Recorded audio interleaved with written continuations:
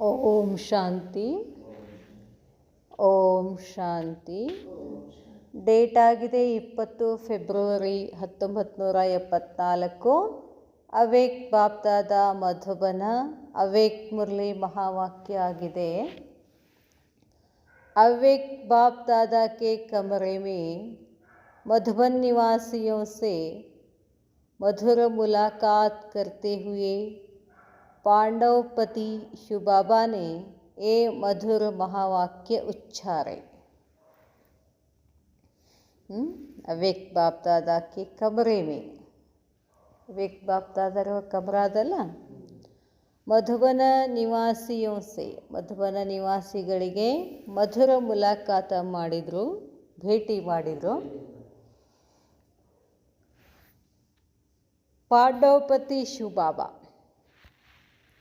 ಮಧುರ ಮಹಾವಾಕ್ಯ ಉಚ್ಚಾರ ಮಾಡಿದರು. ಏನು ಉಚ್ಚಾರ ಮಾಡಿದರು? ಜೈಸೆ ಬಾಪ್ ಕಿ ಮಹಿಮಾ ಹೈ ವೈಸೆ ಜೋ ಬಾಪ್ ಕೆ ಕರ್ತವ್ಯ में सदा सहयोगी हैं और बाप के साथ सदा स्नेही हैं, ऐसी श्रेष्ठ आत्माओं की भी महिमा है.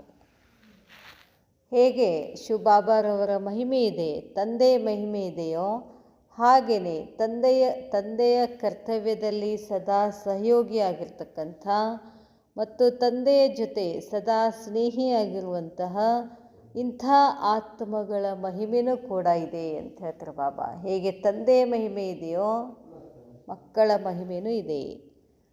ಸದಾ ಸಹಯೋಗಿ ಅರ್ಥಾತ್ ಹರ್ ಸಂಕಲ್ಪ और हर श्वास बाप के कर्तव्य प्रति व्यतीत हो.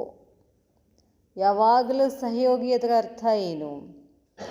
ಪ್ರತಿಯೊಂದು ಸಂಕಲ್ಪ, ಪ್ರತಿಯೊಂದು ಶ್ವಾಸ ತಂದೆಯ ಕರ್ತವ್ಯದ ಪ್ರತಿನಲ್ಲಿ ಅದು ಕಳಿಬೇಕು ಸಮಯ. ಪ್ರತಿಯೊಂದು ಕ್ಷಣನೂ ಏನಿರಬೇಕು? ತಂದೆಗೆ ಸಹಯೋಗಿ ಆಗಿರಬೇಕು. ತೋ ಕ್ಯಾ ಸದಾ ಐಸೆ ಸಹಯೋಗಿ और ಸಹಜಯೋಗಿ ಹೋ? ಹಾಗಾದರೆ ಹೀಗೆ ನೀವೆಲ್ಲ ಆತ್ಮಗಳು ಸಹಯೋಗಿಯಾಗಿದ್ದೀರಾ, ಸಹಜಯೋಗಿಯಾಗಿದ್ದೀರಾ? विशेष वरदान भूमि के निवासी होने के कारण पुरुषार्थ के साथ साथ अनेक प्रकार का सहयोग प्राप्त है. ನೀವೆಲ್ಲ ವಿಶೇಷವಾದ ವರದಾನಿ ಭೂಮಿಯ ನಿವಾಸಿಗಳಾಗಿರೋದರಿಂದ ಪುರುಷಾರ್ಥದ ಜೊತೆಗೆ ಅನೇಕ ಪ್ರಕಾರದ ಸಹಯೋಗ ನಿಮಗೆ ಪ್ರಾಪ್ತಿಯಾಗ್ತದೆ ಅಂತಾರೆ ಬಾಬಾ. वृत्ति और स्मृति यह दोनों ही पुरुषार्थ में आगे बढ़ने में सहयोगी होते हैं. ನಿಮ್ಮ ವೃತ್ತಿ ಮತ್ತು ಸ್ಮೃತಿ ಈ ಎರಡೂ ಪುರುಷಾರ್ಥದಲ್ಲಿ ನಿಮ್ಮನ್ನು ಏನು ಮಾಡ್ತವೆ? ಮುಂದಕ್ಕೆ ತಗೊಂಡು ಹೋಗ್ತವೆ. ಅವು ಸಹಯೋಗಿ ಆಗ್ತವೆ. ಯಾವುದು? ವೃತ್ತಿ ಮತ್ತು ಸ್ಮೃತಿ. ಸ್ಮೃತಿ ಬಂತಿ ಹೈ ಸಂಘ ಸೆ और ವೃತ್ತಿ ಬಂತಿ ಹೈ ವಾತಾವರಣ ವ ವಾಯುಮಂಡಲ ಸೆ. ಬಾಬಾ ಹೇಳ್ತಾರೆ ಸ್ಮೃತಿ ಮತ್ತು ವೃತ್ತಿ ಹೆಂಗಾಗ್ತವೆ? ಸ್ಮೃತಿ ಬಂತಿ ಹೈ ಸಂಘ ಸೆ, ಸಂಘದಿಂದ ಏನಾಗ್ತದೆ? ಸ್ಮೃತಿ ಬರ್ತದೆ. ಮತ್ತೆ ಹೇಳ್ತಾರೆ ಬಾಬಾ ವೃತ್ತಿ ಬಂತಿ ಹೇ, ವೃತ್ತಿ ಹೆಂಗಾಗ್ತದೆ? ವಾತಾವರಣ ಮತ್ತು ವಾಯುಮಂಡಲದಿಂದ ಆಗ್ತದೆ. ಜೈಸೆ ಸ್ಥೂಲ್ ಧನ್ ಕಮಾನೆ ವಾಲೆ ಸಾರಾ ದಿನ್ ಉಸಿ ಸಂಘ ಮೇ ರಹತೆ ಹೇ. ಹೇಗೆ ಸ್ಥೂಲದಲ್ಲಿ ಹಣ ಗಳಿಸುವಂಥವ್ರು ಇಡೀ ದಿನ ಅದೇ ಸಂಘದಲ್ಲಿ ಇರ್ತಾರಲ್ಲ, ಹಣ ಗಳಿಸುವವರು. तो संघ का प्रभाव स्मृति में इतना बढ़ता है. ಸಂಘದ ಪ್ರಭಾವ ಸ್ಮೃತಿನಲ್ಲಿ ಅಷ್ಟು ಪ್ರಭಾವ ಬೀಳ್ತದೆ कि उसको स्वप्न में भी वही स्मृति रहती है. ಕನಸಲ್ಲಿನೂ ಕೂಡ ಅದೇ ಸ್ಮೃತಿ ಬರ್ತದೆ. तो आप लोगों को अमृत वेले से लेकर रात तक सारा दिन यही श्रेष्ठ संघ है. ಹಾಗಾದರೆ ನಿಮಗೆ ಇಡೀ ದಿನ ಅಮೃತ ವೇಳೆಯಿಂದ ರಾತ್ರಿವರೆಗೂ ಯಾರ ಸಂಘದಲ್ಲಿರ್ತೀರಾ? ಶ್ರೇಷ್ಠ ಸಂಘದಲ್ಲಿರ್ತೀರಲ್ಲ. ಶುದ್ಧ ವಾತಾವರಣ ಹೇ और ಶಾಂತ ವಾಯುಮಂಡಲ ಹೇ. ವಾತಾವರಣನೇ ಹೆಂಗಿದೆ? ಶುದ್ಧವಾಗಿದೆ. ವಾಯುಮಂಡಲನೂ ಶುದ್ಧವಾಗಿದೆ. जब संघ और वातावरण दोनों ही श्रेष्ठ प्राप्त है. ನನ್ನ ಸಂಘ ಯಾರು? ಶಿವಬಾಬಾ. ವಾತಾವರಣ ಶಿವಬಾಬಾ, ಎಲ್ಲನೂ ಶಿವಬಾಬಾ. बाबा ಹೇಳ್ತಾರೆ संग का प्रभाव स्मृति में इतना पड़ता है। बाबा ಹೇಳ್ತಾರೆ सारा दिन यही श्रेष्ठ संग है। यार श्रेष्ठ संग?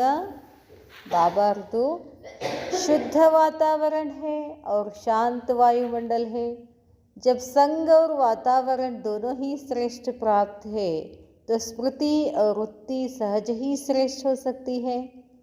बाबा ಹೇಳ್ತಾರೆ ಯಾವಾಗ ಸಂಘ ಮತ್ತು ವಾತಾವರಣ ಎರಡು ಶ್ರೇಷ್ಠ ಪ್ರಾಪ್ತಿ, ಎರಡು ಶ್ರೇಷ್ಠ ಇದಾವಲ್ಲ, ಸ್ಮೃತಿಯ ವೃತ್ತಿ ಸಹಜ ಹಿ, ಸ್ಮೃತಿ ಮತ್ತು ವೃತ್ತಿ ಎರಡು ಏನಾಗ್ಬಿಡ್ತವೆ, ಶ್ರೇಷ್ಠ ಆಗ್ತವೆ।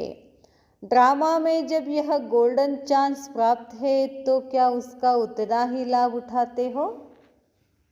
ನಾಟಕದಲ್ಲಿ ಎಂಥ ಚಾನ್ಸ್ ಸಿಕ್ಕಿದೆ ನಮಗೆ, ಗೋಲ್ಡನ್ ಚಾನ್ಸ್ ಅಂತ ಹೇಳ್ತಾರೆ ಬಾಬಾ। ಇಂಥ ಗೋಲ್ಡನ್ ಚಾನ್ಸನ್ನು ನೀವೇನು ಮಾಡ್ಕೋಬೇಕು, ಲಾಭ ಮಾಡ್ಕೋಬೇಕಲ್ಲ। ಏನು ಮಾಡ್ಕೊಳತ್ತೀವಿ, ಲಾಭ ಮಾಡ್ಕೊಳಕತ್ತೀವೋ ನುಕ್ಸಾನ್ ಮಾಡ್ಕೊಳತ್ತೀವೋ? बाहर में रहने वाले कीचड़ में कमल है। बाहर में रहने वाले ಕಿಚಡದಲ್ಲಿ ಏನಿದೆ, ಕಮಲ ಇದೆ, ಕೆಸರಿನಲ್ಲಿ ಕಮಲ ಇದೆ। आप लोगों को तो कमल से भी श्रेष्ठ रूहानी रूह और गुलाब बनने का चांस है। ತಾವು ಮಕ್ಕಳದಂತೂ ಕಮಲದಿಂದನೂ ಕಮಲಕ್ಕಿಂತಲೂ ಶ್ರೇಷ್ಠವಾದ ರುಹಾನಿ ರೂಹೆ, ನೀವೇನಿದ್ದೀರಾ ಆತ್ಮಿಕ ಹೂಗಳು, ಗುಲಾಬ್, ಇಂಥ ಚಾನ್ಸ್ ನಿಮಗೆ ಸಿಕ್ಕಿದೆ ಅಂತಾರೆ ಬಾಬಾ। ಗುಲಾಬ್ ಕಾ ಫೂಲ್ ಪೂಜಾ ಕೆ ಕಾಮ್ ಆತಾ ಹೈ। ಗುಲಾಬಿ ಹೂವ ಪೂಜೆಯ ಕೆಲಸಕ್ಕೆ ಬರ್ತದೆ, ಅರ್ಥಾತ್ ವಹ ದೇವತಾओं को अर्पित किया जाता है। ಗುಲಾಬಿ ಹೂವು ದೇವತೆಗಳಿಗೆ ಅರ್ಪಿತ ಮಾಡ್ತಾರೆ। कमल पुष्प की विशेषता गाई जाती है लेकिन वह अर्पित नहीं किया जाता है। ಕಮಲ ಹೂವಿಂದ ಒಂದು ವಿಶೇಷತೆ ಗಾಯನ ಇದೆ, ಆದರೆ ಅಷ್ಟು ದೇವರಿಗೆ ಏರಿಸೋದಿಲ್ಲ, ಅರ್ಪಿತ ಮಾಡಲ್ಲ। तो आप सब बाप के आगे अर्पित गुलाब हो। ನೀವು ಪರಮಾತ್ಮನ ಎದುರಿಗೆ ಅರ್ಪಿತ ಆಗಿರ್ತಕ್ಕಂಥ ಗುಲಾಬಿ ಹೂಗಳು ನೀವು ಅಂತಾರೆ ಬಾಬಾ। जैसे गुलाब वायुमंडल में खुशबू फैलाता है, गुलाबी हू वायुमंडलದಲ್ಲಿ ಸುಗಂಧ ಹರಡಿಸ್ತದೋ, ऐसे ही आप सब भी चारों ओर अपनी रूहानियत की खुशबुएं फैलाने वाले हो। ಹಾಗೆಯೇ ತಾವೆಲ್ಲರೂ ನಾಲ್ಕು ಕಡೆಗೆ ತಮ್ಮ ಆತ್ಮೀಯತೆಯ ಸುಗಂಧವನ್ನು ಹರಡಿಸುವಂಥ ಆತ್ಮಗಳು ನೀವಾಗಿದ್ದೀರಿ ಅಂತ ಹೇಳ್ತಾರೆ ಬಾಬಾ। ಕ್ಯಾ ಜೈಸಾ ನಾಮ್ ವೈಸಾ ಹಿ ಕಾಮ್ ಹೇ, ನಿಮ್ಮ ಹೆಸರು ಹಾಗೆಯೇ ನಿಮ್ಮ ಕೆಲಸ ಇದೆ ಇದು। ಜೈಸಾ ಸ್ಥಾನ್ ವೈಸಿ ಹಿ ಸ್ಥಿತಿ ಹೇ, ಜೈಸಾ ವಾತಾವರಣ ವೈಸಿ ವೃತ್ತಿ ಹೇ, और ಜೈಸಾ ಸಂಗ್ ವೈಸಿ ಸ್ಮೃತಿ ಹೇ। ಬಾಬಾ ಕೇಳ್ತಾರೆ, ಹೇಗೆ ವಾತಾವರಣ ಇದೆಯೋ ಹಾಗೆ ವೃತ್ತಿ ಇರಬೇಕು, ಹೇಗೆ ಸಂಘ ಇದೆಯೋ ಹಾಗೆ ಸ್ಮೃತಿನೂ ಇದೆಯಾ ಅಂತ ಕೇಳ್ತಾರೆ ಬಾಬಾ। ಬಾಬಾ ಹೇಳ್ತಾರೆ, ಇಸ್ಮೆ ಅಲ್ಬೇಲಾಪನ್ ಕ್ಯೂ ಹೋತಾ ಹೈ, ಸ್ಮೃತಿನಲ್ಲಿ ಬರೋದಕ್ಕೆ ಅಲ್ಬೇಲಾಪನ್ ಯಾಕೆ ಆಗ್ತೀರಾ, ಹೊಯ್ದಾಡ್ತೀರ ಯಾಕೆ ಅಂತಾರೆ ಬಾಬಾ। ಕಾರಣ ಕಿ ಜೈಸೆ ಬಾಪ್ ಕಿ ಪಹಚಾನ್ ನಹಿ ತೋ ಪ್ರಾಪ್ತಿ ಭೀ ನಹಿ। ಕಾರಣ ಏನು, ಪರಮಾತ್ಮನ ಪರಿಚಯ ಇಲ್ಲ, ಸರಿಯಾದ ಪರಿಚಯ ಇಲ್ಲ, ಅದಕ್ಕೆ ಪ್ರಾಪ್ತಿನೂ ಇಲ್ಲ। इसी प्रकार अपने मिले हुए श्रेष्ठ भाग्य की भी पहचान नहीं तो अलबेलापन का कारण हुआ। ಅದಕ್ಕೆ ಬಾಬಾ ಹೇಳ್ತಾರೆ, ಹೆಂಗೆ ಪರಮಾತ್ಮನ ಪರಿಚಯ ಇಲ್ಲ ಅಂತಂದಾಗ ಪ್ರಾಪ್ತಿನೂ ಇಲ್ಲ, ಆ ಕಡೆ ಈ ಕಡೆ ಅಲ್ದಾಡ್ತಾರೋ, ಹಾಗೆಯೇ ನಿಮಗೆ ಸಿಕ್ಕಂಥ ಶ್ರೇಷ್ಠ ಭಾಗ್ಯವನ್ನು ಪರಿಚಯ ಮಾಡ್ಕೊಳ್ಳಿ ಅಂತಾರೆ ಬಾಬಾ। ನಿಮಗೆ ಎಂಥ ಭಾಗ್ಯ ಸಿಕ್ಕಿದೆ, ಆ ಭಾಗ್ಯದ ಪರಿಚಯ ಇಲ್ಲ ಅಂತಂದರೆ ಮತ್ತೆ ಏನಾಗ್ತೀರಾ, ಅಲ್ಬೇಲ ಆಗ್ತೀರಾ। ಕಾರಣ ಹುआ कि ज्ञान की कमी और पहचान की कमी। ಅಲ್ಬೇಲೆ ಯಾಕೆ ಆಗ್ತೀರಿ ಅಂತಂದರೆ ಕಾರಣ ಹೇಳ್ತಾರೆ ಬಾಬಾ, ಪರಿಚಯ ಕಡಿಮೆ ಇದೆ, ಜ್ಞಾನ ಕಡಿಮೆ ಇದೆ। इसलिए अब समय की समीपता प्रमाण संपूर्ण ज्ञान स्वरूप बनो, तब ही ज्ञान का फल अनुभव करेंगे।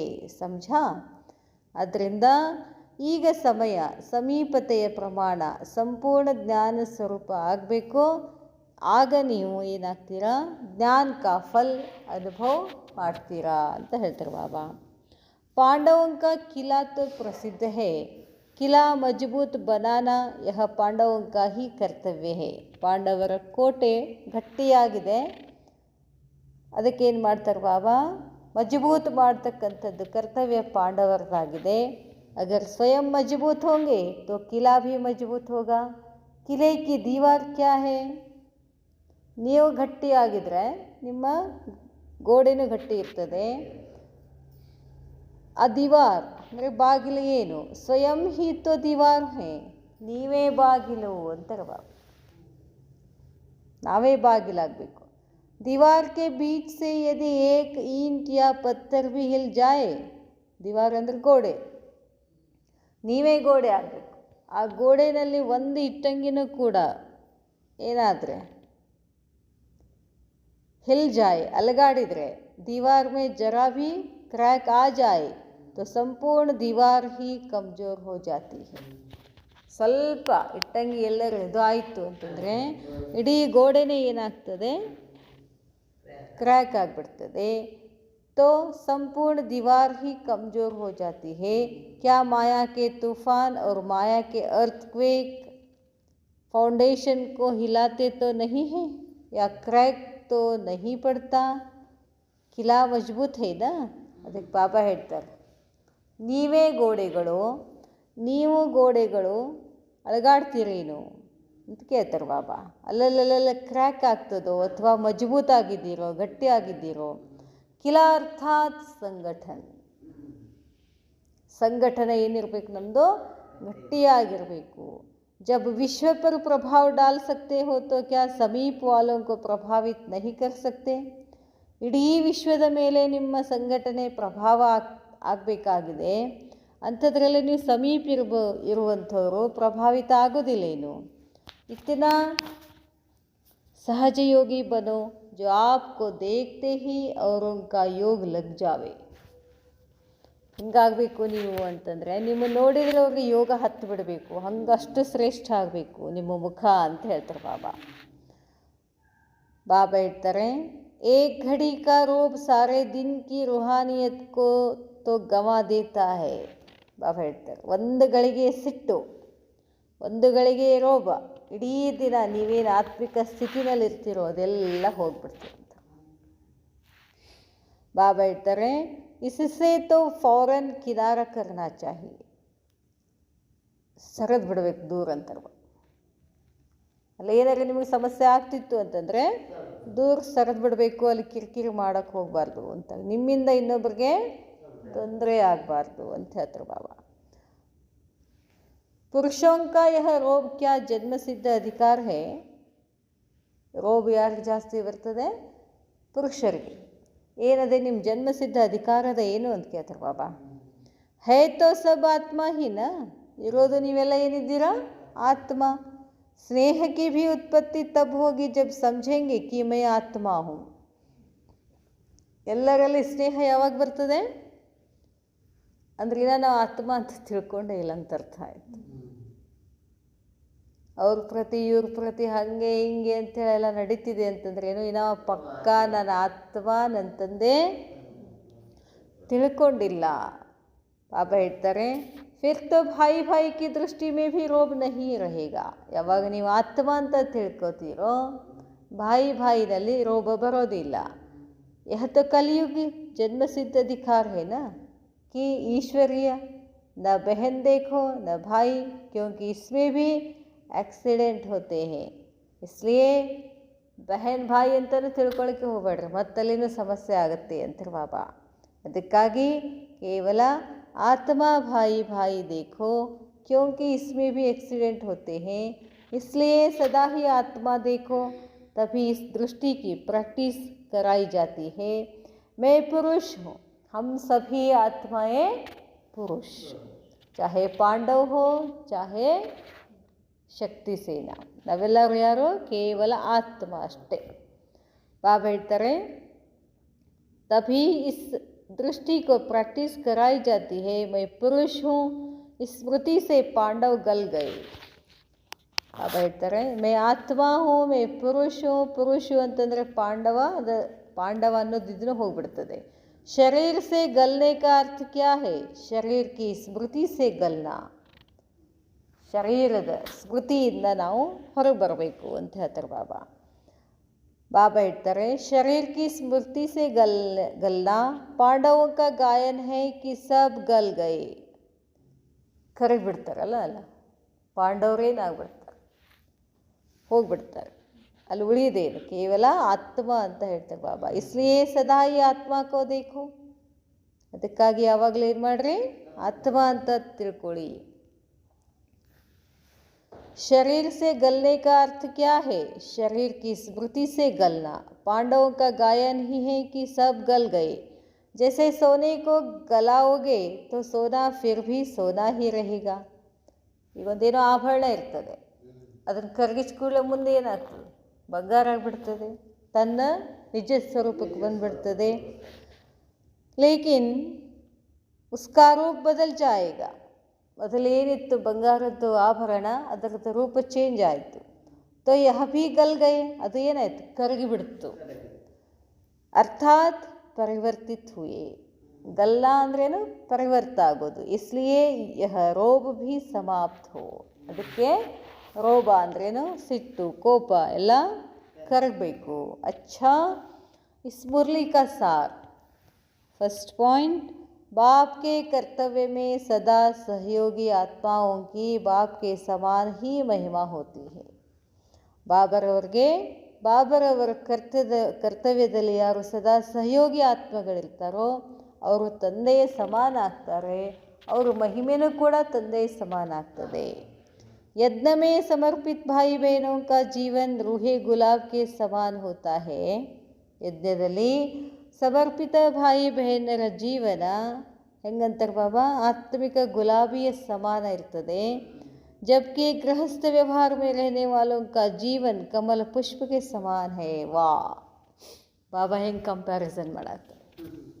ಸಮರ್ಪಿತ ಆದಂಥ ಬ್ರಹ್ಮಕುಮಾರಿಗಳು ಹೆಂಗಂತೆ, ಗುಲಾಬಿ ಹೂ. ಗೃಹಸ್ಥ ವ್ಯವಹಾರದಲ್ಲಿ ಇರ್ತಕ್ಕಂಥ, ಜೀವನದಲ್ಲಿ ಇರ್ತಕ್ಕಂಥವ್ರು ಯಾರು, ಕಮಲ ಪುಷ್ಪ ಸಮಾನ. ನಾವ್ಯಾರೋ ಕಿಚ್ಚಡದಲ್ಲಿ ಇರ್ತೀವಲ್ಲ ನಾವು, ಅದಕ್ಕೆ ನಾವು ಕಮಲದ ಹೂಗಳು. गुलाब का फूल कमल पुष्प से श्रेष्ठ है, क्योंकि गुलाब का फूल देवताओं की पूजा में अर्पित किया जाता है, जबकि कमल पुष्प की केवल विशेषता ही गाई जाती है, परंतु पूजा के काम में नहीं आता. ಬಾಬಾ ಹೇಳ್ತಾರೆ, ಕಮಲಕ್ಕಿಂತ ಗುಲಾಬಿ ಹೂ ಶ್ರೇಷ್ಠ, ಯಾಕಂದರೆ ಗುಲಾಬಿ ಹೂ ಪೂಜೆಗೆ ಯೋಗ್ಯ ಆಗ್ತದೆ.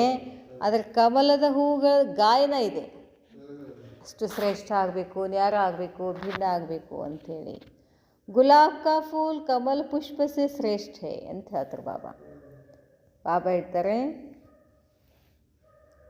ರೂಹಾನಿಯತ್ ಸೆ ರೋಬ್ ಕಿ ಸಮಾಪ್ತಿ ಕರ್ನಿ ಹೇ. ಆತ್ಮಿಕತೆಯಿಂದ ಸಿಟ್ಟನ್ನು ಸಮಾಪ್ತಿ ಮಾಡಿಕೊಳ್ಬೇಕು. ಇಸೇ ಹಿ ಶಾಸ್ತ್ರೋं में पांडवों का पहाड़ों पर गलना ಕಹಾ ಗಯಾ ಹೇ. ಬಾಬಾ ಹೇಳ್ತಾರೆ, ಆತ್ಮೀಯತೆಯಿಂದ ಕ್ರೋಧವನ್ನು ಸಮಾಪ್ತಿ ಮಾಡಬೇಕು, ಕ್ರೋಧವನ್ನು ಕರಗಿಸ್ಬೇಕು. ಇದೇ ಶಾಸ್ತ್ರಗಳಲ್ಲಿ ಏನು ಮಾಡಿದ್ರು, ಪಾಂಡವರು ಪರ್ವತದಲ್ಲಿ ಹೋಗಿಬಿಟ್ಟು ಕರಗಿಬಿಟ್ರು ಅಂತ ಹೇಳ್ತಾರೆ. ಅಚ್ಛಾ, ಓಂ ಶಾಂತಿ.